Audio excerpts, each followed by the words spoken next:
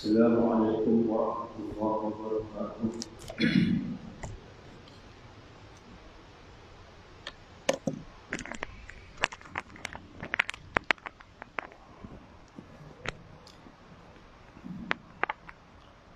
Bismillahirrahmanirrahim. Alhamdulillahi rabbil alamin.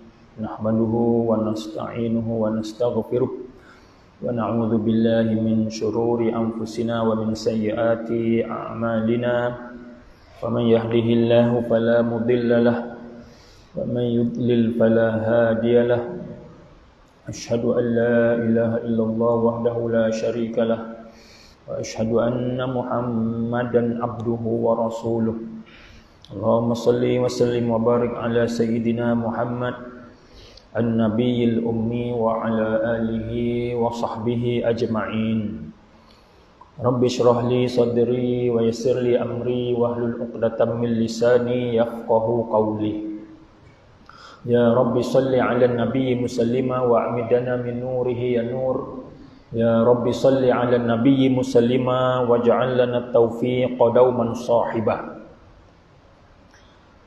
Yang dimuliakan barisan ahli jawatan kuasa Masjid At-Taqwa Bandar Bukit Mahkota, Tuan Imamnya, Tuan Bilalnya, seterusnya para jamaah yang dikasihi tuan-tuan, puan-puan, muslimin muslimat rahimakumullah. InsyaAllah pada malam ini kita sambung pengajian Kitab Sahih Al-Bukhari, yang mana kita telah sampai kepada hadis yang ke-40. Hadis yang ke-40 di bawah tajuk, di bawah babnya, tajuk bab husnu Islamil mar'i, kebaikan Islam seseorang. Kebaikan ataupun keindahan, atau kecantikan, kebagusan, keelokan Islam seseorang itu apabila dia menjalani kehidupan beragama sebagai seorang muslim itu dengan baik, maka setiap amalan kebaikan yang dilakukan itu diganjari pahala oleh Allah Subhanahu wa taala, dengan dilipat 10 kali ganda. Setiap amalan kebaikan yang dilakukan ia akan dilipat 10 kali ganda. Itu sekurang-kurangnya, sehinggalah ke 700 kali ganda. Dalam riwayat yang ini maksimumnya 700 kali ganda, yang minimum 10 kali ganda. Jadi sangat jauh perbezaan orang yang mendapat 10 kali ganda dengan 700 kali ganda. Jadi ini merujuk kepada kualiti amalan yang dilakukan, kualiti yang dihayati dalam mengamalkan sesuatu amalan yang dengan dilakukan dengan sempurna, rukunnya, syarat-syaratnya, sunat-sunatnya dan segalanya itu diikuti, ikhlas, terutama ikhlas lillahi ta'ala, kerana Allah Subhanahu wa ta'ala. Tidak mustahil satu amalan itu diganjari pahalanya 700 kali ganda. Itu riwayat daripada Abu Sa'id Al-Khudri radhiyallahu anhu yang telah dibacakan sebelum ini, dan juga hadis yang sama riwayat sahabat yang lain daripada Abu Hurairah radhiyallahu anhu. Tuan-tuan, puan-puan yang dirahmati Allah, hadis yang seterusnya ialah hadis yang ke-41,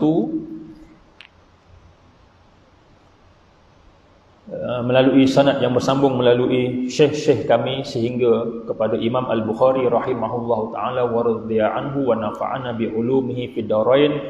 Katanya, haddatsana Ishaq ibnu Mansur qala haddatsana Abdul Razzaq qala akhbarana Ma'mar an Hammamin an Abi Hurairah radhiyallahu anhu qala Rasulullah sallallahu alaihi wasallam idza ahsana ahadukum islamahu فكل حسنة يعملها تكتب له بعشر أمثالها إلى 700 ضعف وكل سيئة يعملها تكتب له بمثلها.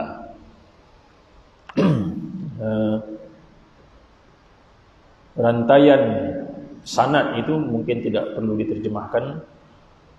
Saya akan terus kepada perawi yang meriwayatkan daripada Rasulullah sallallahu alaihi wasallam, iaitulah sahabat-sahabat baginda yang kita sebut dalam ilmu hadis sebagai ar-rawi al-a'la. Ar-rawi al-a'la ini perawi yang tertinggi, yang teratas sekali, yang meriwayatkan hadis tersebut daripada Rasulullah sallallahu alaihi wasallam.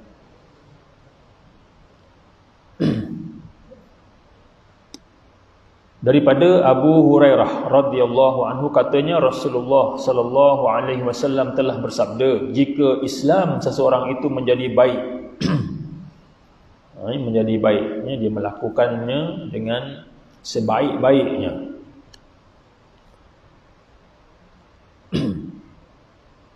maka setiap kebaikan yang dilakukan olehnya akan dibalas dengan 10 kali ganda, sehingga ke 700 kali ganda.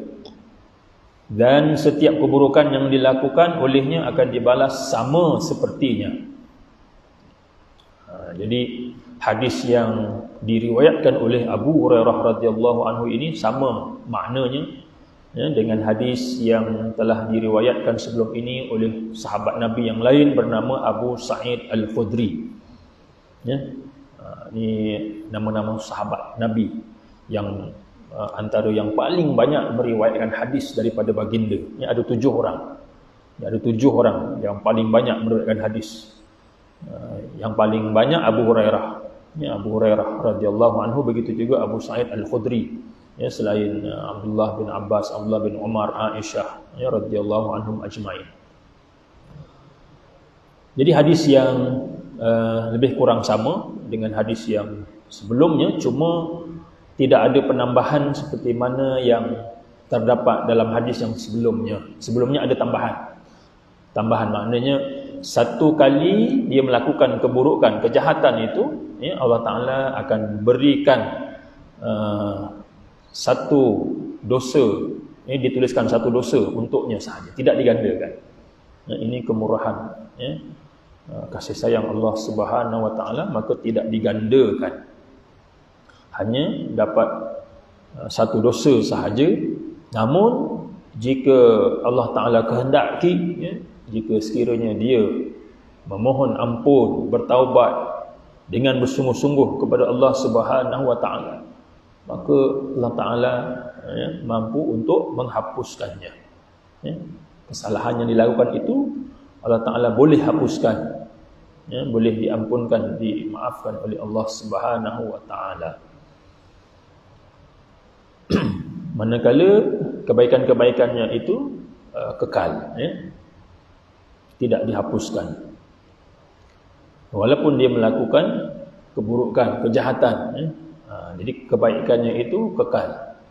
Tapi bila dia melakukan sesuatu kesalahan, kesilapan, dosa dan seumpamanya, kalau dia bertaubat, Allah Ta'ala boleh untuk menghapuskan dosa itu.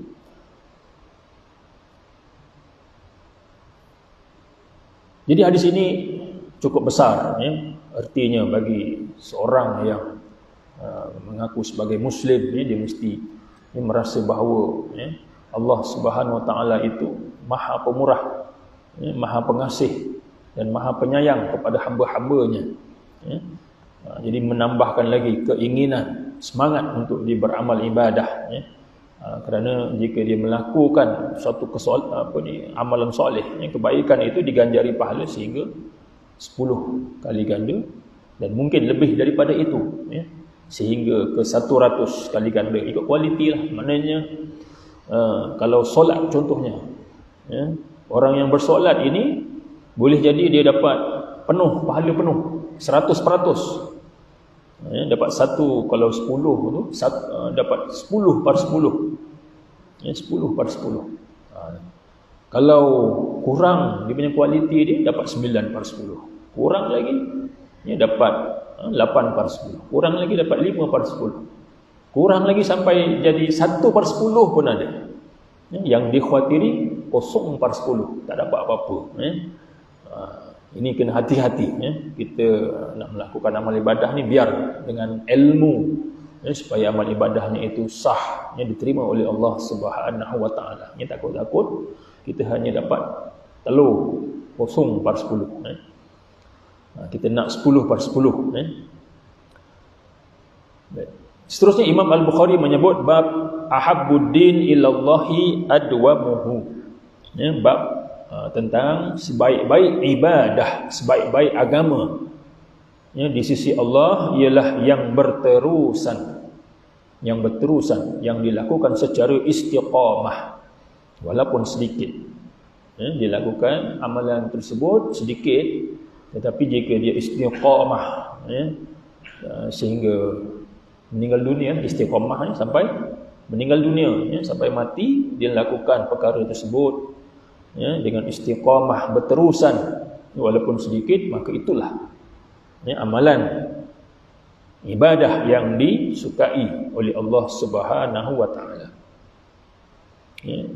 Dengan terjemahannya ini sebaik-baik ibadah ataupun ibadah yang paling disukai, ahabbuddin, ibadah yang paling disukai oleh Allah ialah yang dilakukan secara berterusan.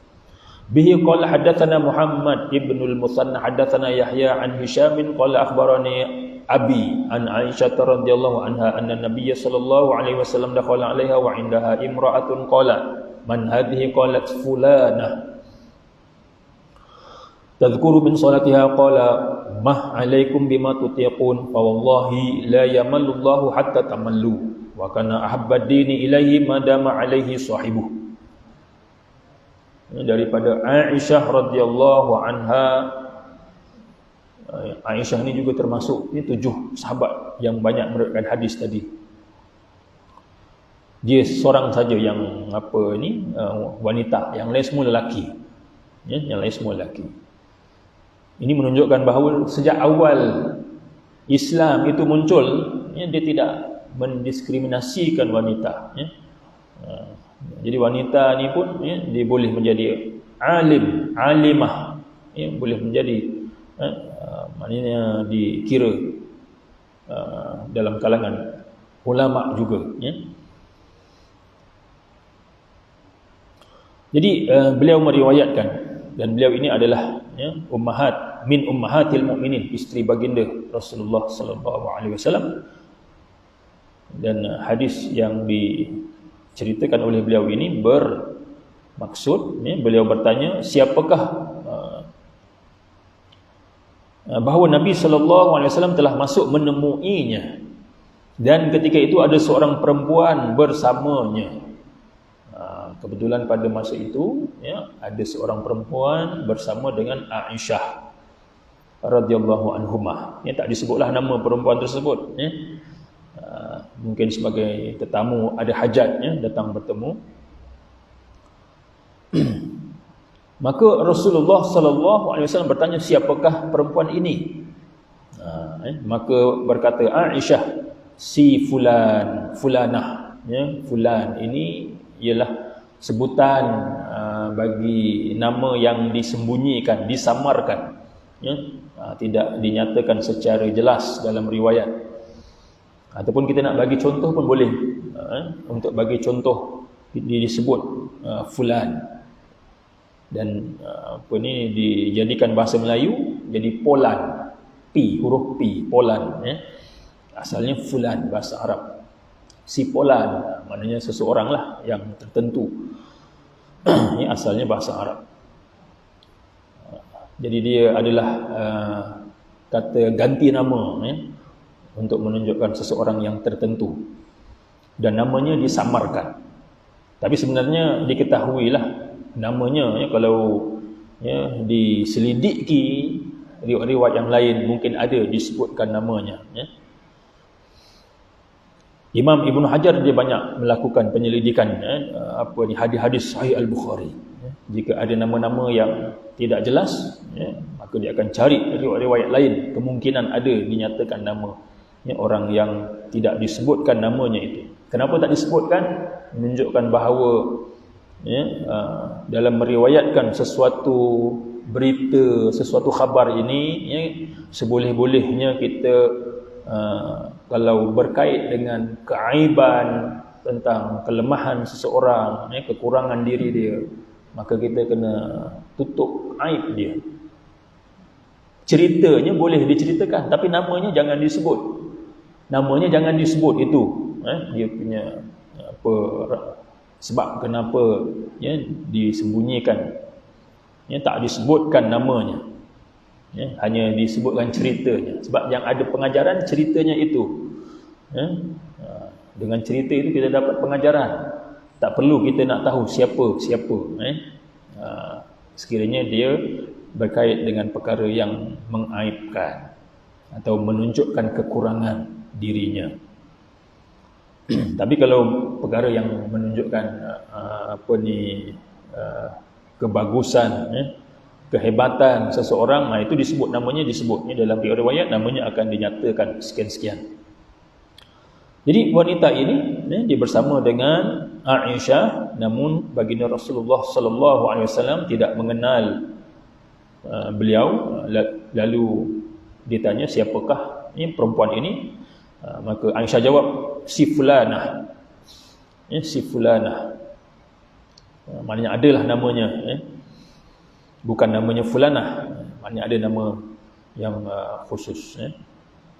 Dan dia menyebutkan mengenai sembahyang yang dilakukannya. Maknanya wanita ini seorang ahli ibadah, banyak melaksanakan solat, solat sunat.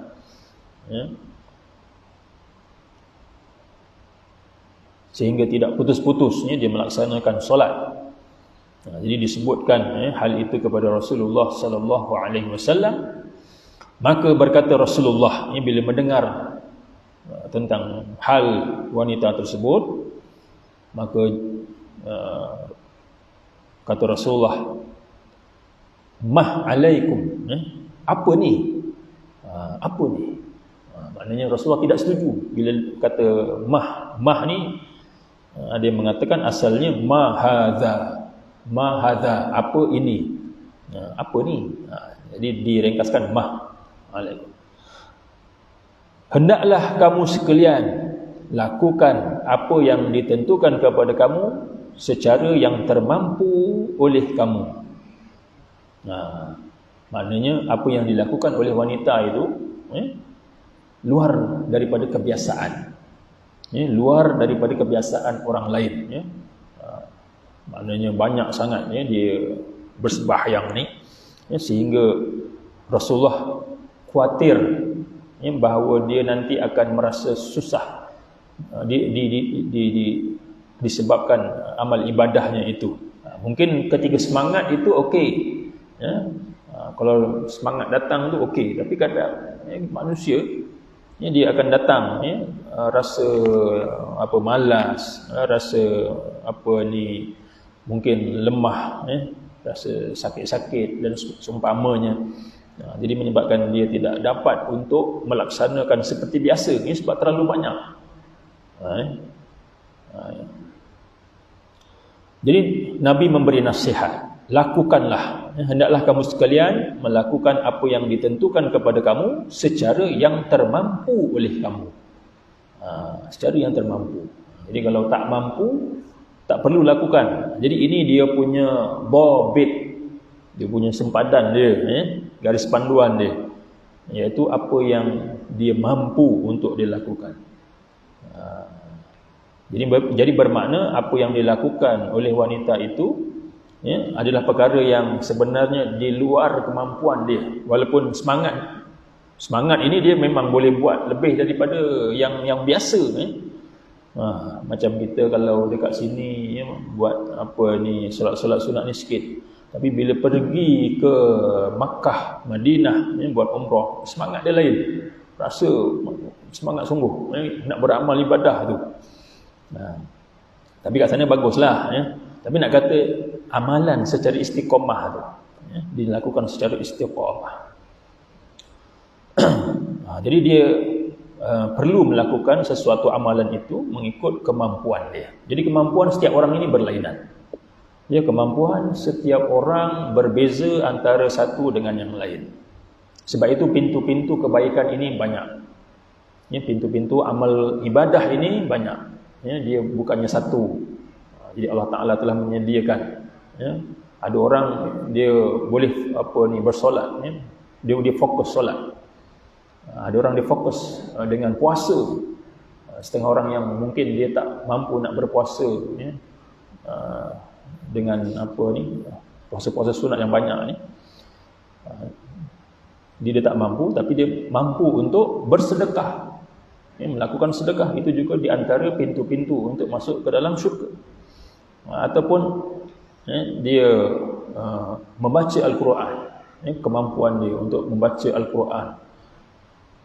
Jadi dia tengok mana yang lebih, ya. Kita kena tengok diri kita mana yang sebenarnya yang kita lebih. Memang semua kena buat, ya. Semua kita kena ada, ya, bahawa ada setiap yang disebut itu tidak ada yang ditinggalkan. Tetapi mesti ada, ya, amalan sunat ini yang mana kita mampu untuk kita beri tumpuan. Kalau dalam kisah ini, wanita ini dia menumpukan kepada solat, ibadah solat. Jadi Nabi khawatir, ya, kalau nanti dia tidak mampu untuk laksanakan. Tujuan apa saya ulas ini supaya kita faham apabila kita dengar, ya, setengah-setengah wali Allah, ya, orang-orang soleh zaman dahulu mereka bersolat, ya, sehingga 300 rakaat, 500 rakaat juga ada diriwayatkan, wallahu a'lam, ya, sehingga 1000 rakaat dalam satu hari. Ya, dikatakan seorang wali Allah itu, ya, dia beribadah satu hari, ya, 1000 rakaat, mesti dihabiskan 1000 rakaat. Imam Ahmad bin Hanbal, ya, Imam Ahmad bin Hanbal, ya, dia bersolat sunat ini 300 rakaat satu hari. Setiap hari 300 rakaat. Setelah dia, ya, di penjara dan dirotan, ya, oleh pemerintah pada masa itu, ya, disebabkan masalah fatwa yang sangat bercanggah dengan pihak pemerintah, ya, fatwanya itu bercanggah dengan pihak pemerintah, maka dia dipenjara dan disebat, ya, sehingga kan tubuh badannya itu, ya, cedera dan dia tak mampu untuk melaksanakan solat seperti biasa 300 rakaat ini. Yang dia mampu 150 rakaat. Ya, tuan-tuan, kita nak 10 rakaat pun susah, ya. 20 rakaat lagi lah, ya. Bila time kita dah masuk Rajab, Sya'ban, Ramadan nanti solat tarawih. Tarawih pun 8. Kita pilih 8, kita tak pilih 20. Jadi Allah Ta'ala mahu supaya kita ini melakukan perkara yang kita mampu, ya. Jadi kemampuan orang itu berlainan. Macam Imam Ahmad tadi, dia mampu 300. 300 dia mampu. Kalau ada orang 100, ya. Ada sahabat saya, dia cuba nak istiqamah 50 rakaat satu hari, setiap hari 50 rakaat. Masih lagi susah sebenarnya, ya. Nak istiqamah, ya. Nak meniru, ya, dengan ulama-ulama dahulu, ya, wali-wali Allah yang dahulu. Tapi tidak mustahil, ya, sebab kita juga manusia, mereka juga manusia, ya. Kalau Rasulullah sallallahu alaihi wasallam, ya, mungkin tidaklah bersolat dengan bilangan yang banyak sebegitu, tapi lama pula, sehingga dikatakan pecah-pecah tapak kakinya, pecah-pecah tapak kaki, lama, ya, sehingga nak masuk subuh, daripada malam sehingga nak masuk subuh. Itu Rasulullah sallallahu alaihi wasallam. Lagilah, ya, tak ada siapa yang mampu untuk ikut baginda.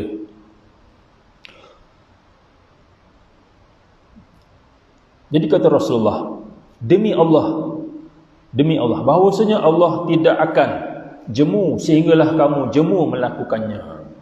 Maknanya Allah Ta'ala ni tak jemu nak bagi pahala, sebab khazanah Allah Ta'ala ni luas, sangat luas. Allah Ta'ala boleh bagi pahala ni sebanyak mana yang hamba itu boleh lakukan. Tidak akan terkurang sedikit pun khazanah Allah Subhanahu Wa Ta'ala. Jadi Allah Ta'ala tidak akan jemu sehinggalah kamu jemu melakukannya. Jadi yang Nabi khawatir ini kita yang jemu, bosan dalam melaksanakan amal ibadah tersebut. Dan sebaik-baik ibadah kepada Allah, sebaik-baik ibadah, ahabbaddin, kalau bahasa Arabnya ahabbaddin artinya ibadah yang paling disukai. Terjemahan di dalam ni sebaik-baik, tapi maksudnya ibadah yang paling disukai oleh Allah ialah apa yang dilakukan oleh seseorang secara berterusan. Jadi itulah yang paling disukai oleh Allah Subhanahu Wa Ta'ala. Seseorang itu melakukan sesuatu amal ibadah. Ini yang disebut ini ialah yang sunat-sunat, yang wajib itu semua orang sama saja, tidak ada beza. Kaya, miskin, kecil, besar, tua, muda, wanita, lelaki, perempuan, semua sama. Yang wajib semua sama. Tapi yang dimaksudkan ini ialah yang sunat, amal-amal yang sunat. Jadi yang disukai oleh Allah Ta'ala ialah yang dilakukan secara berterusan, istiqamah, walaupun sedikit. Walaupun sedikit. Kalau satu hari satu muka Al-Quran contohnya, satu hari satu muka, sikit tu, tapi tak apa, istiqamah satu hari satu muka, tapi istiqamah sampai ke akhir hayat. Itu yang Allah Ta'ala suka. Bab ziyadatil iman wa nuqsanihi wa qaulillahi ta'ala wa zidnahum huda wa yazdadal ladzina amanu imana wa qala al-yawma akmaltu lakum dinakum fa idza taraka syai'an minal kamali fa huwa naqis. Kata Imam Al-Bukhari, bab bertambah dan berkurangnya iman. Jadi Imam Bukhari dengan judul bab ini nak menetapkan inilah pegangan Ahlus Sunnah wal Jamaah yang mesti dipegang oleh setiap umat Islam, bahawa tentang masalah iman ini ianya boleh bertambah dan boleh berkurang. Sebab ada fahaman-fahaman yang sesat di zaman Imam Al-Bukhari, bahkan di zaman sebelumnya sudah muncul ajaran-ajaran, fahaman-fahaman sesat ini. Fahaman Syiah, Khawarij, Murji'ah, Qadariyah, Jabariyah, ini sudah muncul dalam kurun pertama dan kedua hijrah. Fahaman-fahaman sesat ini, dan bahkan mereka ini juga ada yang mampu untuk mempengaruhi pemerintah, sehingga mereka ini berkuasa dalam arena politik di zaman itu, seperti kaum Mu'tazilah. Kaum Mu'tazilah ini mereka pernah melalui pemerintah khalifah pada masa itu, jadi mereka berkuasa.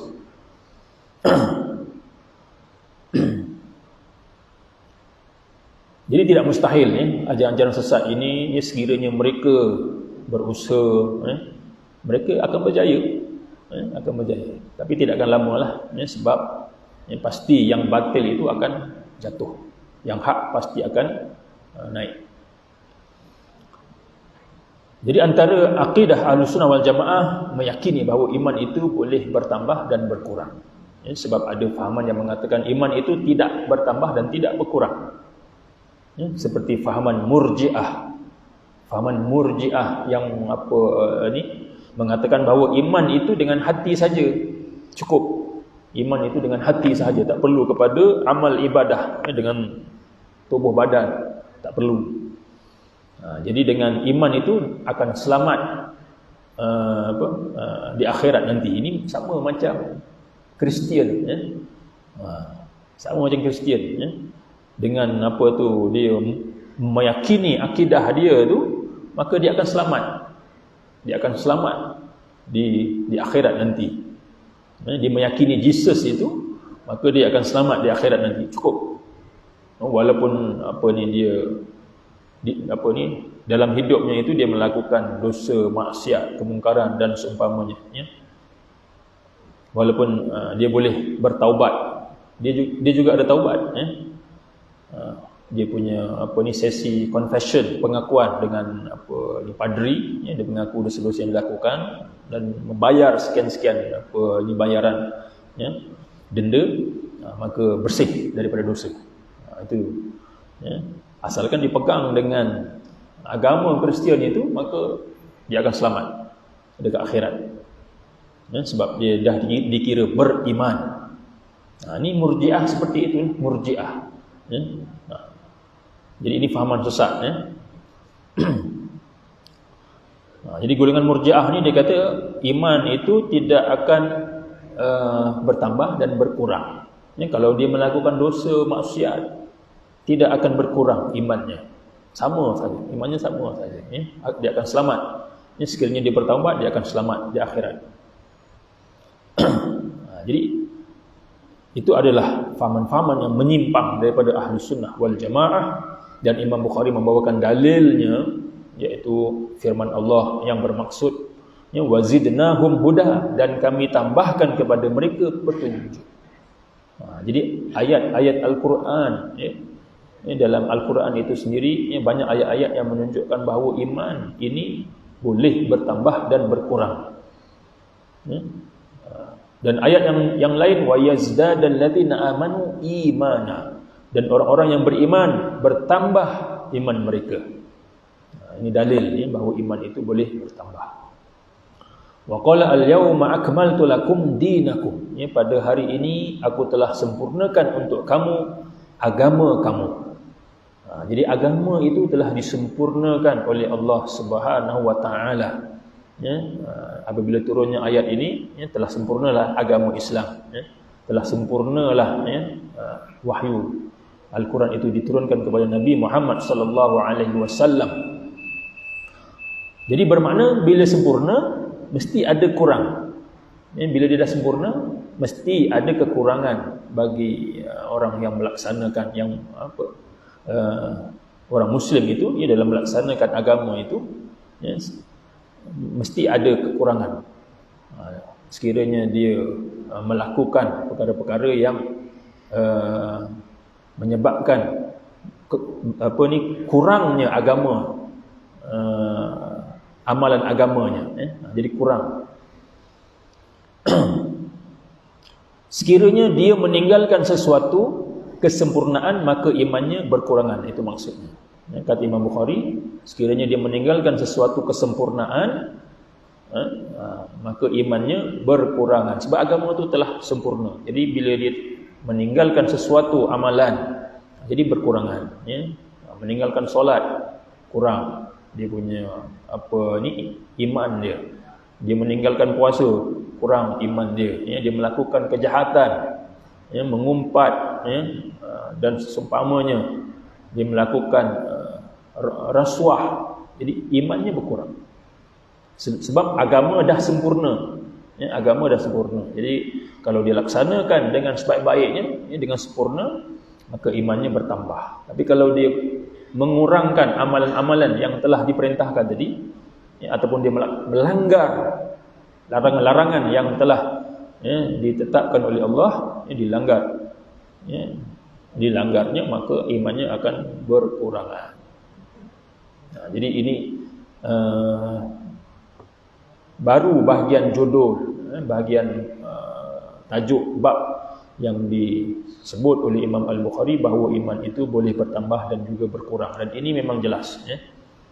Jelas bahawa seseorang itu, ya, dia akan bertambah imannya sekiranya dia beramal baik, beramal ibadah, dan akan berkurang imannya, ya, dengan melakukan maksiat dan kemungkaran, ya, ingkar kepada Allah Subhanahu wa taala. Itu iman manusia biasa. Tapi kalau iman para nabi dan para rasul alaihi wassalatu wassalam, iman mereka sentiasa meningkat, tidak berkurang. Tidak berkurang.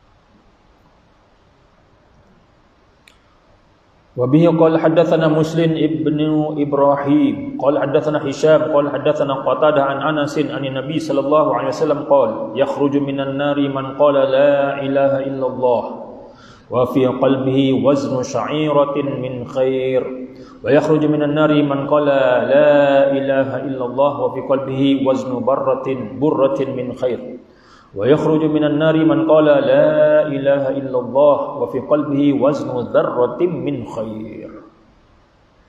Ini daripada Anas bin Malik radhiyallahu anhu.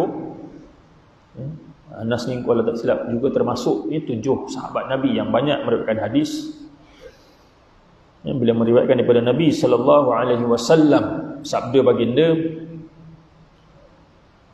sesiapa yang mengaku tiada Tuhan melainkan Allah, siapa yang menyebut la ilaha illallah, jadi dia mengaku tiada Tuhan melainkan Allah dan tersemat di hatinya kebaikan walaupun sekadar biji barli, maka dia akan keluar daripada neraka. Akan keluar daripada neraka, maknanya dia masuk dalam neraka lah. Dia masuk dalam neraka sebab melakukan kejahatan, perkara maksiat dan seumpamanya, masuk dalam neraka. Tapi dia boleh keluar, dia akan keluar juga walaupun dalam hatinya itu ada la ilaha illallah, ada la ilaha illallah. Yang beratnya sekadar biji barli. Dan kebaikan, apa ni, dekat dalam hatinya itu ada kebaikan sekadar biji barli. Dan sesiapa yang mengaku tiada Tuhan melainkan Allah, dan tersemat di hatinya kebaikan, ada dia melakukan kebaikan walaupun sekadar biji gandum. Barli dia besar, jadi gandum ni kecil lagi sikit, maka dia akan dikeluarkan daripada api neraka. Dan sesiapa yang mengaku tiada Tuhan melainkan Allah dan tersemat di hatinya kebaikan walau sekadar zarah. Dalam terjemahan ini dia tulis biji jagung, salah ni. Dia bentuknya perkataannya macam sama. Bentuk perkataannya sama tapi sebutan dia lain, Zarrah itu zarah, atom, benda yang paling kecil sekali. Kalau jagung ni zurah jagung.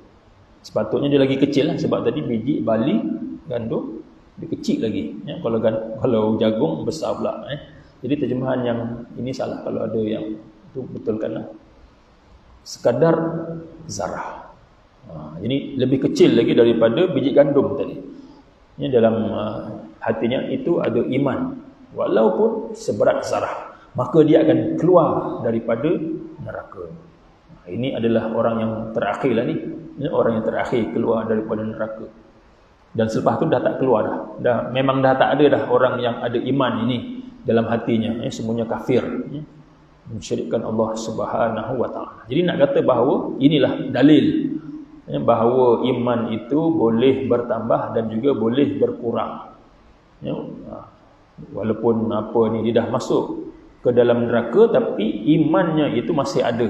Walaupun sekecil zarah, imannya masih ada, tetap memberikannya manfaat.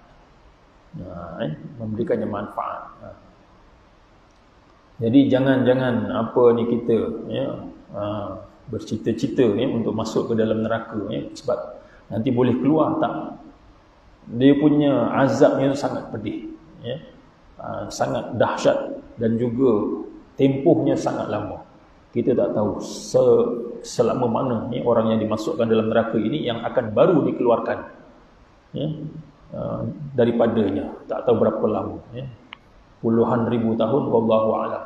Tapi sangat lama. Dan orang-orang yang keluar daripada neraka ini disebut jahannamiyun, sebab dia masuk neraka jahanam. Jadi bila mereka keluar ni, jadi title bekas penghuni neraka itu masih ada, dipanggil jahannamiyun. Orang-orang yang pernah tinggal, mantan, ataupun kalau orang yang keluar penjara ni banduan, bekas banduan. Jadi itulah, tapi tetap menunjukkan bahawa iman itu memberikan kepadanya manfaat biiznillah, dengan izin Allah Subhanahu wa taala. Jadi tuan-tuan puan-puan yang dirahmati Allah sekalian, itulah yang dapat saya kongsikan pada malam ini. Insya-Allah kita sambung dengan hadis yang lain pada masa yang datang. Sebarang kelemahan itu daripada diri saya sendiri, dan yang baik itu datang daripada Allah Subhanahu wa taala.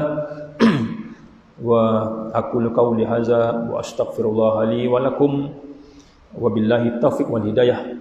Wa tutup dengan tasbih kafarah, subhanakallahumma wa bihamdika asyhadu an la ilaha illa anta astaghfiruka wa atubu ilaik. Wassalamualaikum warahmatullahi wabarakatuh.